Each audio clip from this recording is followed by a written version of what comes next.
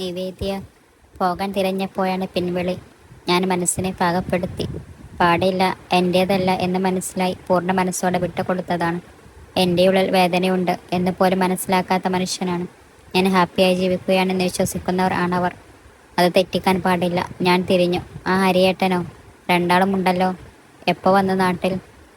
എൻ്റെ അഭിനയം കണ്ടു കണ്ണ് തള്ളി നിന്ന് കണ്ണെടുത്തകത്തിടാൻ അപ്പവും ജെന്നും പാടുപെട്ടു. 2 ആഴ്ചയായി. വെങ്കിയുടെ കല്യാണമായല്ലോ, അതാണ്. മോനെവിടെ? അവൻ അമ്മയെയും അച്ഛൻ്റെയും കൂടെയുണ്ട്. എനിക്കങ്ങ് ചൊറിഞ്ഞു വന്നു. അവരുടെ കുഞ്ഞാണല്ലോ അല്ലേ, അവൾ വളർത്തട്ടെ. മസിലളിയൻ അമ്പരന്ന് എന്നെ നോക്കി. പൊട്ടനാട്ടം കാണുന്നത് പോലെ ഇടിയും. ഇവൾ ഇതുവരെ മലയാളം പഠിച്ചില്ലേ? ഓ, ആളുകളോട് സംസാരിച്ചല്ലേ ഭാഷ പഠിക്കൂ. എൻ്റെ പൊന്നു ഹരിയേട്ട, 5 പൈസക്കുള്ള കോമൺ സെൻസ് ഉണ്ടോ നിങ്ങൾക്ക്? ഒരു കൊച്ചിനെ ഉണ്ടാക്കിയിട്ടിട്ട് വളർത്താൻ മാതാപിതാക്കളെ ഏൽപ്പിച്ച് കറങ്ങി നടക്കുന്നു. ഒന്നുമല്ലെങ്കിലും നിങ്ങളൊരു ഡോക്ടറല്ലേ, അതിനെ അങ്ങ് വേണ്ടെന്ന് വെച്ചുകൂടായിരുന്നു? ആൾ നല്ല കലിപ്പിലാണെന്ന് മുഖം കണ്ടാൽ അറിയാം. ഒന്ന് പോ ഒന്ന് പോവേ. കലിപ്പ് കണ്ടാൽ ഞാനങ്ങ് പേടിച്ച് മൂത്രമൊഴിക്കും. അച്ഛനും അമ്മക്കും എത്ര വയസ്സായി? സ്വയം നോക്കാൻ പറ്റാത്ത ആ പാവങ്ങളെ കൊണ്ട് കൊച്ചിനെ നോക്കിയിട്ട് ഭാര്യയെയും കൊണ്ട് നാട് ചുറ്റാൻ നടക്കുന്നു. പോയി ചത്തോടെ രണ്ടിനും. ഇപ്പോഴും എഡ്ഡി കുന്തം വിഴുങ്ങിയ പോലെ ചിരിച്ചോണ്ട് നിൽക്കുകയാണ്. അപ്പവും ചിഹ്നവും അത് കണ്ട് ചിരി അടക്കിയേ നിൽക്കുന്നു. ഹരിയേട്ട, നിങ്ങളൊരു ഭർത്താവ് മാത്രമല്ല, മകനും അച്ഛനും കൂടിയാണ്. ഇടയ്ക്കെങ്കിലും അതൊന്ന് ഓർക്കണം. അവനവന് വേണ്ടി മാത്രമല്ല, അവർക്കും കൂടി വേണ്ടി ഒരു മനുഷ്യനായി ജീവിക്കണം. ഞാൻ പറഞ്ഞാലൊന്നും ഈ തലയിൽ കയറിയില്ല എന്നറിയാം. സ്വന്തം അച്ഛനും അമ്മക്കും വില തരാത്തവൻ എൻ്റെ വാക്കിന് വില തരില്ലെന്നും അറിയാം. എന്നാലും എങ്ങാനും നന്നായി പോയാലോ എന്ന് വെച്ച് പറഞ്ഞതാണ്. അവരുടെ വിഷമം കണ്ട് എനിക്ക് തോന്നുന്ന കരുണ പോലും സ്വന്തം മകനായ നിങ്ങൾക്ക് ഇല്ലാതായി പോയല്ലോ. അത്രയും പറഞ്ഞപ്പോൾ ഇരട്ടപ്പെട്ട സുഖം. മസിലളയൻ വഴിയെ പോയ വള്ളി ഏണി വെച്ചു പിടിച്ച ഭാവത്തിൽ നിൽക്കുന്നത് കണ്ടു. നിർവൃതി അടഞ്ഞു പോകാൻ തിരിഞ്ഞതാണ്. തിരിച്ചു വന്നൊരു ലോഡ് പുച്ഛം എടുത്തു മുഖത്തൊട്ടിച്ചു. എന്നാലും നാണമില്ലല്ലോ. സ്വന്തം കൊച്ചിനെയും അച്ഛനെയും അമ്മയും ഉപേക്ഷിച്ചു വയസ്സാം കാലത്ത് ഹണിമൂണിന് പോകാൻ. ഇപ്പോൾ ശരിക്കും ഇഞ്ചി കടിച്ച NTR ആയി. ഞാൻ സന്തോഷത്തോടെ അവിടെ നിന്നിറങ്ങി. എന്നാലും ചേച്ചി, എന്തൊക്കെയായി പറഞ്ഞത് പാവത്തിനോട്? അപ്പു ചോദിച്ചു. അയ്യടാ പാവം അല്ല, പാകമാണിത്. നല്ല തല്ലുകൊള്ളാത്തതിൻ്റെ പാകം. കണ്ണ, കലിപ്പ് തീരുന്നില്ലല്ലോ. വീട്ടിൽ വന്നു കണക്കുകൾ നോക്കിയ ഞാനൊരു നഗ്ന സത്യം തിരിച്ചറിഞ്ഞു. വരുമാനം കൂടുന്നതനുസരിച്ച് ചിലവും കൂടുകയാണ്. എൻ്റെ സാലറി കൊണ്ട് മാത്രമാണ് ഇപ്പോൾ വീട്ടുചെലവുകൾ ഓടുന്നത്. ഹരിയേട്ടൻ്റെ ഭാര്യ മാത്രമായി ഞാൻ മഠത്തിൽ കഴിഞ്ഞിരുന്നെങ്കിൽ ഇവിടെ എങ്ങനെ അടുപ്പ് പുകഞ്ഞേനെ എന്ന് ഞാൻ ഇടയ്ക്ക് ഓർക്കാറുണ്ട്. അമ്മക്ക് കാൽമുട്ടിന് വേദനയുള്ളത് കാരണം അധികം തയ്ക്കാനൊന്നും പറ്റുന്നില്ല. അതുകൊണ്ട് ആ വരുമാനം ഏറെക്കുറെ നിലച്ചു. അച്ഛൻ്റെ കയ്യിൽ പണം ഇല്ലെങ്കിലും അസുഖങ്ങൾ ആവശ്യത്തിനുണ്ട്. Pressure, sugar, cholesterol. കാശുകാർക്ക് വരുന്നവയാണ് എല്ലാം. ആളുടെ അഭിജാതി മനസ്സിലാക്കി കണ്ണൻ എറിഞ്ഞു കൊടുത്തതാണെന്ന് തോന്നുന്നു. എൻ്റെ കയ്യിൽ പൈസ ഇല്ല എന്ന് കരുതി മരുന്ന് വാങ്ങാൻ പോലും പറയുന്നില്ല പാവം. സർക്കാർ ആശുപത്രിയിൽ പോയി 7 മണിക്ക് ചീട്ടെടുത്ത് സ്ഥാനം പിടിക്കും. ഡോക്ടറെ കണ്ട മരുന്നും വാങ്ങി അമ്മയുടെ കൈയും പിടിച്ചു വരുന്നത് കണ്ടാൽ എനിക്ക് വിഷമം തോന്നാറുണ്ട്. രണ്ടറ്റവും കൂട്ടിമുട്ടിക്കാൻ നെട്ടോട്ടം ഓടുന്നതിനിടെ ആഗ്രഹം ഉണ്ടായിട്ട് കൂടി അച്ഛനായിട്ട് നല്ലൊരു ഡോക്ടറെ കാണിക്കാൻ എനിക്ക് കഴിയുന്നില്ല. അപ്പുവിനും ചിന്നുവിനും ചിലവ് കൂടുകയാണ്. സാധാരണ അവരുടെ പ്രായത്തിലെ കുട്ടികളെപ്പോലെ ബൈക്ക് വേണമെന്നോ ട്രിപ്പ് പോകണമെന്നോ നല്ല ഡ്രസ്സ് വേണമെന്നോ ഒന്നും പറയാറില്ല രണ്ടാളും. ചേച്ചിയുടെ കാര്യങ്ങൾ അറിയുന്നത് കൊണ്ടാകാം. വല്ലപ്പോഴും ജോലി കഴിഞ്ഞു വരുമ്പോൾ വാങ്ങിക്കൊടുക്കുന്ന ഒരു പുതിയ കുപ്പായം, അല്ലെങ്കിൽ ഒരു ചെരുപ്പ്, ബുക്ക്, ഇടയ്ക്കിടെ വല്ല പഴംപൊരിയോ പരിപ്പ് വടയോ, അത്രയും മതി അവരെ സന്തോഷിപ്പിക്കാൻ. അതിന് പോലും എനിക്ക് പലപ്പോഴും കഴിയാറില്ല.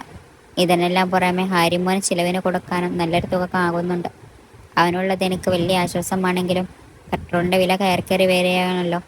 പണ്ട് 40 രൂപ ആയപ്പോൾ നമ്മൾ സെർവ് ചെയ്തതാണ്. ഇപ്പോൾ 80 രൂപക്ക് വായും പൊട്ടി വാങ്ങിയിട്ട് വരുന്നു. അച്ഛന് വല്ല മാരുതിയും വാങ്ങിത്തന്നാൽ പോരായിരുന്നോ? അയ്യോ വേണ്ട, ഹാരിമോൻ മതി. അവനെൻ്റെ ചങ്കാണ്. സന്തോഷത്തിലും സങ്കടത്തിലും കൂടെ ഉണ്ടായവൻ. അച്ഛനോ അമ്മക്കോ ഒരു അസുഖം വന്നാൽ പോലും ഇപ്പോഴത്തെ അവസ്ഥയിൽ എനിക്കൊന്നും ചെയ്യാൻ കഴിയില്ല. പണം അത്യാവശ്യമാണിപ്പോൾ. പഴയ വെള്ളപ്പം ബിസിനസ് പൊടി തട്ടിയെടുക്കാൻ ഞാൻ തീരുമാനിച്ചു. ആ വരുമാനം കൂടിയുണ്ടെങ്കിൽ കാര്യങ്ങൾ കുറച്ചുകൂടെ മെച്ചമാകും. അന്നൊരു ബാലുവേട്ടൻ്റെ ചായക്കട മുതൽ 3-4 ഇടത്ത് ഞാൻ വെള്ളപ്പം കൊടുത്തിരുന്നു. അരിയും പൊടിപ്പിക്കുന്നതിൻ്റെ പണവും ഗ്യാസുമാണ് ആകെയുള്ള ചെലവ്. അപ്പു അരി പൊടിച്ചു കൊണ്ടുവന്ന് തരും. അന്നവനൊരു ഹീറോ സൈക്കിൾ ഉണ്ടായിരുന്നു. അതിലാണ് വരവ്. 3:30 മണിക്ക് ഞാൻ പണി തുടങ്ങും. അമ്മ എഴുന്നേൽക്കുമ്പോൾ ആളും കൂടും. ദിവസം 500 എണ്ണമൊക്കെ ഉണ്ടാക്കിയിട്ടുണ്ട്. അച്ഛനും അപ്പുവും ആണ് സപ്ലൈ ചെയ്യാൻ പോകുക. മാസത്തിൽ 30 ദിവസവും ആ ജോലി ചെയ്തിരുന്നു. വൈകിട്ട് പഴയ ക്ലയൻസിനെ ഒന്ന് കാണാൻ ഇറങ്ങി. ആദ്യം ബാബുവേട്ടൻ്റെ അടുത്തേക്ക് തന്നെ പോയി. ആഹാ, ഇതാര്, അമ്മുക്കുട്ടിയോ? നീ വഴിയൊക്കെ മറന്നെന്നാ ഞാൻ വിചാരിച്ചത്. മോളെ, ജോലിയൊക്കെ എങ്ങനെ പോകുന്നു? ബാബുവേട്ടൻ എനിക്കൊരു ലൈറ്റ് ചായ എടുത്തു. ഞാൻ ലൈറ്റ് മാത്രമേ കൊടുക്കുന്നു, ആൾക്കറിയാം. ഓരോ തിരക്കുകളായിരുന്നു ബാബുവേട്ട. ജോലി കുഴപ്പമില്ല, പക്ഷെ അതുകൊണ്ട് നമ്മുടെ കാര്യങ്ങൾ നടന്നു പോകുന്നില്ലെന്നേ. ഞാൻ പഴയ വെള്ളപ്പം ബിസിനസ് റിസർച്ച് ചെയ്യാൻ പ്ലാനിങ്ങിലാണ്. അയാളെന്നെ വേദനയോടെ നോക്കി. ഈ പ്രായത്തിൽ നിനക്ക് ഈ ഗതി വന്നല്ലോ മോളെ എന്ന് സ്ഥിരം ഡയലോഗ് ഞാൻ പ്രതീക്ഷിച്ചെങ്കിലും അതുണ്ടായില്ല. മോളെ, അത് നീ നിർത്തിയപ്പോൾ ഞാൻ വേറൊരു പാർട്ടിക്ക് ഓർഡർ കൊടുത്തു പോയി. പാവത്തുങ്ങളാണ്. ഇത്ര പെട്ടെന്നൊക്കെ എങ്ങനെ ഞാൻ അവരോട് ഇനി വേണ്ടെന്ന് പറയുന്നത്? ആളുടെ വിഷമം എനിക്ക് മനസ്സിലായി. അവരെയും കുറ്റം പറയാൻ പറ്റില്ലല്ലോ. കൊമ്പത്തെ കല്യാണം കഴിച്ചതും പറഞ്ഞു വർഷം 3 കഴിഞ്ഞു ഞാൻ ആ ജോലി നിർത്തിയിട്ട്. പെട്ടെന്ന് ദിവസം മുതൽ ഞാൻ സപ്ലൈ ചെയ്യാം എന്ന് പറഞ്ഞാൽ അതിനു വേണ്ടി അവർക്ക് ഇപ്പോൾ ഉള്ള പാർട്ടി ഉറപ്പിക്കാൻ പറ്റുമോ? ബാബുവേട്ടനോട് കുറച്ചു നേരം സംസാരിച്ചിരുന്നിട്ട് ഞാൻ ഇറങ്ങി. ബാബുവേട്ടൻ്റെ ചായക്കട മുതൽ സഫയർ ഹോട്ടൽ വരെ 10-12 കടകൾ തിരക്കിയിട്ടും അനുകൂലമായൊരു മറുപടി കിട്ടിയില്ല. പണ്ടത്തെ പോലെയല്ല ഇപ്പോൾ. ഒരുപാട് പേര് ഈ ജോലി ചെയ്യുന്നുണ്ട്. ടൈറ്റ് കോമ്പറ്റീഷനാണ് ഫീൽഡ്. എൻ്റെ മനസ്സ് മടുത്തു തുടങ്ങി. കണ്ണാ, എന്തിനാ നീ എന്നോട് ഇങ്ങനെ അമ്മായിമ്മപ്പോര് കാണിക്കുന്നത്? പാവല്ലേ നിന്റെ അമ്മൂട്ടി. കുറേ വിമർശിച്ചില്ലേ ഞാൻ? ഇനിയും നേരം സന്ധ്യയായിട്ടും ഒന്നും നടക്കാതെ വീട്ടിൽ കയറി പോകുമ്പോഴാണ് എൻ്റെ കൂടെ സ്കൂളിൽ പഠിച്ച സാദിഖ് കാറ്ററിംഗ് ബിസിനസ് തുടങ്ങിയ കാര്യം ഓർമ്മ വന്നത്. അവസാന ശ്രമം എന്ന നിലയിൽ അവനെ ഒന്ന് പോയി കാണാൻ തീരുമാനിച്ചു. പണ്ട് അവൻ്റെ ഇത്താത്തയുടെ കല്യാണത്തിന് പോയ ഓർമ്മയുണ്ട്. വീട് അന്വേഷിച്ചും ചോദിച്ചും അങ്ങെത്തി. ദൂരം ഇത്തിരി കൂടുതലുണ്ട്. എന്നാലും സാരമില്ല, ഹാരിമോനുണ്ടല്ലോ. കോളിംഗ് ബെൽ അടിച്ചപ്പോൾ അവൻ്റെ ഉമ്മയാണ് വന്നത്. എന്നെ മനസ്സിലായെന്ന് തോന്നുന്നു. സാദിഖിൻ്റെ വീടല്ലേ? അതെ, ആരാ? ഞാൻ നിവേദ്യ. അവൻ്റെ കൂടെ സ്കൂളിൽ പഠിച്ചതാണ്. സഫിയത്തയുടെ കല്യാണത്തിനൊക്കെ ഞാൻ ഇവിടെ വന്നിരുന്നു. ആ മോളെ വാ. ഉമ്മ എന്നെ അകത്തേക്ക് ക്ഷണിച്ചു. കുടിക്കാൻ ജ്യൂസും സമൂസയും ഒക്കെ തന്നു. സാദിക്ക് വരാൻ സമയമെടുക്കും. നിവേദ്യ, നീയോ? നീ എന്താ ഇവിടെ? ചെക്കൻ എന്നെ കണ്ട് നീട്ടിയിരിക്കുകയാണ്. ഞാൻ അവനോട് കാര്യങ്ങളൊക്കെ ചുരുക്കി പറഞ്ഞു. കല്യാണം വരെയുള്ളത് അവൻ അറിഞ്ഞിരുന്നു. എല്ലാം അറിഞ്ഞപ്പോൾ അവന് ഉമ്മക്കും വിഷമമായി. എന്നാ മുഖം വിളിച്ചു പറയുന്നുണ്ട്. ഡി, എന്നാലും കാമുകയെ കെട്ടാൻ സ്വന്തം ഭാര്യയെ ഡിവോഴ്സ് ചെയ്യുക എന്നൊക്കെ പറഞ്ഞാൽ സ്വന്തം ഭാര്യയല്ലാതെ വല്ലവൻ്റെ ഭാര്യയും ഡിവോഴ്സ് ചെയ്യാൻ പറ്റുമോടാ? എന്തോട്ട് മണ്ടനാ നീ? ഒരു മാറ്റവുമില്ല അല്ലേ? അവൻ ഒരു അവിഞ്ഞ ചിരി ചിരിച്ചു. ഡാ, ഞാനിപ്പോൾ വന്നത് ഇതൊന്നും പറയാനല്ല. ജോലി കൊണ്ട് മാത്രം വീട്ടിലെ കാര്യങ്ങൾ നടക്കുന്നില്ല. പണ്ട് ഞാൻ അവിടെ അടുത്തുള്ള ഷോപ്പുകൾ വെള്ളപ്പം വിറ്റിരുന്നു. ആ പരിപാടി റീസാർച്ച് ചെയ്യാൻ പ്ലാനുണ്ട്. അവിടെയൊക്കെ ഇപ്പോൾ പുതിയ സപ്ലൈസ് വന്നു. അപ്പോൾ നിനക്ക് എന്നെ ഒന്ന് സഹായിക്കാൻ പറ്റുമോ? അവൻ്റെ മുഖം ഒന്നുകൂടെ മ്ലാനമായി. ഡി, ഞങ്ങളും ഹോൾസെയിലിൽ നിന്നാണ് സാധനം എടുക്കുന്നത്. ഞാനങ്ങനെ അവസാനത്തെ ആശ്രയമായിരുന്നു സാദിഖ്. അതും ഇങ്ങനെയല്ലോ കണ്ണ. കൂടുതലൊന്നും പറയാൻ ഇല്ലാത്തത് കൊണ്ട് ഞാൻ പോകാൻ എഴുന്നേറ്റു. ഉമ്മറത്തെത്തിയപ്പോൾ ഒരു വിളി. മോളെ. നോക്കുമ്പോൾ ഉമ്മയാണ്. ഞാൻ എൻ്റെ ആങ്ങളെ വിളിക്കുകയായിരുന്നു. അവനും കാറ്ററിങ്ങിൻ്റെ ബിസിനസ്സാണ്. കടകളിലും സപ്ലൈ ഉണ്ട്. അത് കണ്ടിട്ടാ സാധ്യ തുടങ്ങിയത് തന്നെ.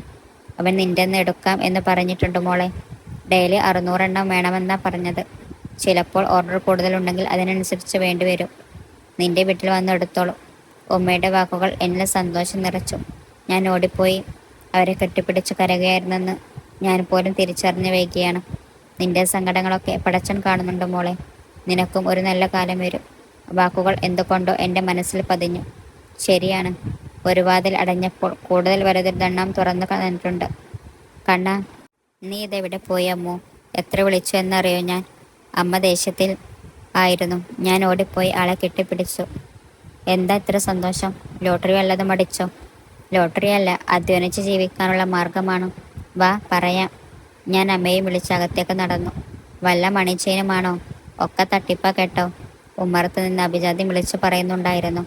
എനിക്ക് ചിരി വന്നു. അത്തായം കഴിക്കുന്ന സമയത്താണ് വെള്ളപ്പം വിൽപ്പന വീണ്ടും തുടങ്ങുന്ന കാര്യം പറഞ്ഞത്. ഞാൻ പ്രതീക്ഷിച്ച സന്തോഷം ആരിലും കണ്ടില്ല. എല്ലാ മുഖങ്ങളും ഇരുണ്ടുകൂടിയിരുന്നു. എന്താ എല്ലാവരും ഒരുമിച്ച് ഇഞ്ചി കടിച്ചോ? മോളെ, നിനക്ക് ഇത്രയും നല്ല ജോലിയൊക്കെ ഉണ്ടായിട്ട് പിന്നെ ഇനി വെള്ളപ്പം ഉണ്ടാക്കാനൊക്കെ പോണോ? അമ്മയാണ് തുടങ്ങി വെച്ചത്. അമ്മ, ജോലിയൊക്കെ ഉണ്ട്. എൻ്റെ എക്സ്പീരിയൻസ് വെച്ച് നോക്കുമ്പോൾ നല്ല സാലറിയുമാണ്.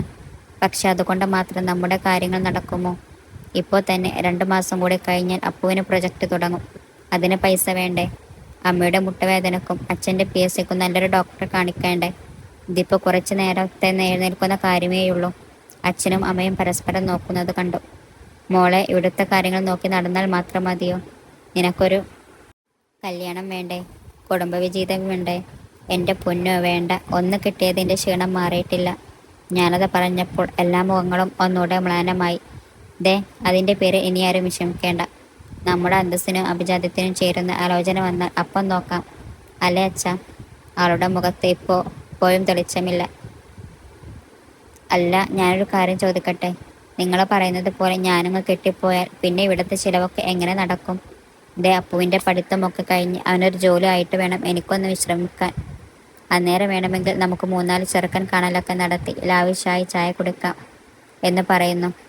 എന്ത് പറയുന്നു മിസ്റ്റർ അഭിജാത്യം? അപ്പോൾ അച്ഛനൊന്ന് ചിരിച്ചു. ആ, അപ്പോൾ എല്ലാം പറഞ്ഞ പോലെ. അതുവരെ ഞാൻ നിങ്ങളെ സിംഗിൾ പാസഞ്ചർ സ്റ്റാറ്റസ് ഇഷ്ടം നടക്കട്ടെ കേട്ടോ. പറഞ്ഞുകൊണ്ട് ഞാനും പ്ലേറ്റും എടുത്തു എഴുന്നേറ്റു.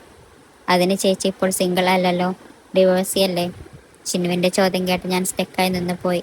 അവൾ പെട്ടെന്ന് എരിവ് കടിച്ച പോലെ നാക്ക് വലിച്ചു. ഇപ്പോഴാണ് അബദ്ധം മനസ്സിലായതെന്ന് തോന്നുന്നു. ഞാൻ വേഗം മുറിയിലേക്ക് വന്നു.